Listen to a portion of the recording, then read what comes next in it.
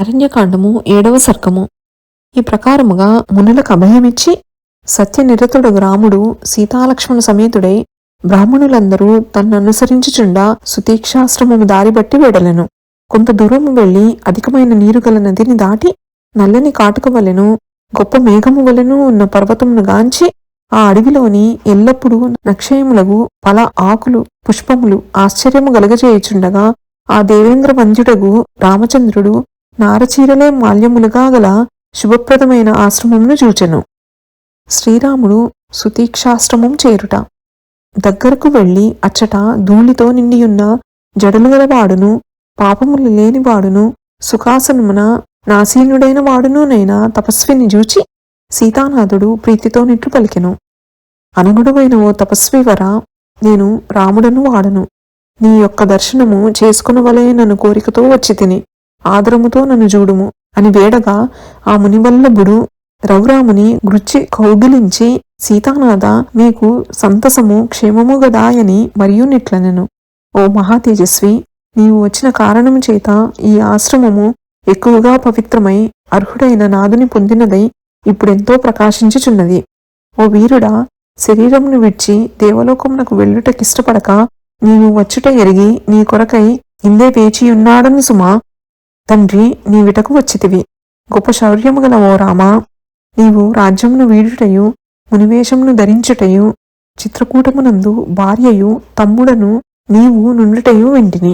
కాకుత్స వంశవర్య, సురరాజు నన్ను రమ్మను పిలుచుటకు వచ్చెను. చేసిన పుణ్యములచే నేను దేవలోకములను గెలిచినాడనట.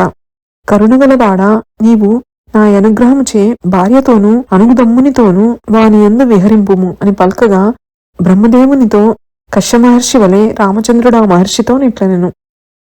నేను స్వయముగా నీ సుకృత కోట్లను తీసుకునేదను. మేమీ వనమునందుండుటకు వాసయోగ్యమైన చోటేది. నీ యొక్క మంచితనమును బుద్ధిశక్తిని గౌతమ వంశుడు ప్రసిద్ధుడునైన శరభంగుడు వినిపించెను. అనగా ఆ ముని సంతోషమున మునిగి తేల్చున్నవాడై మధురమైన మాటలతో రామునితో నిట్లనెను. రామా, ఈ ఆశ్రమ భూమియే అందమైనది, గుణవంతమైనది. ఋషి సమూహమిందు తపము చేయుచుండును. ఎల్లప్పుడూ ఫలములు మొదలైనవి ఎక్కువగా నుండును. సూర్యతేజ, దేని వలనను భయములేని ఈ ఆశ్రమ భూమి యందు మృగముల సమూహము ఇష్టము వచ్చినట్లు సంచరించును. అవి సంచరించుట వలన తపోవిఘ్నము కలుగుచుండును గాని మరే విధమైన భయము లేదు.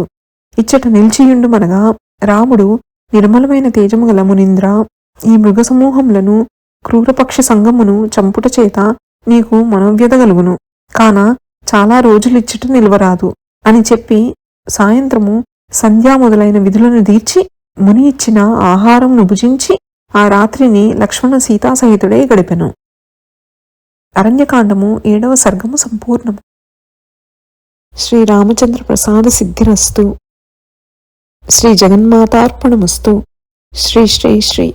నమోస్తు రామాయ సలక్ష్మణాయ, నమోస్తు దేవ్యై జనకాత్మజాయై, నమోస్తు వాతాత్మ భువేవరాయ, నమోస్తు వాల్మీక భవాయ తస్మై. శుభం భవతు.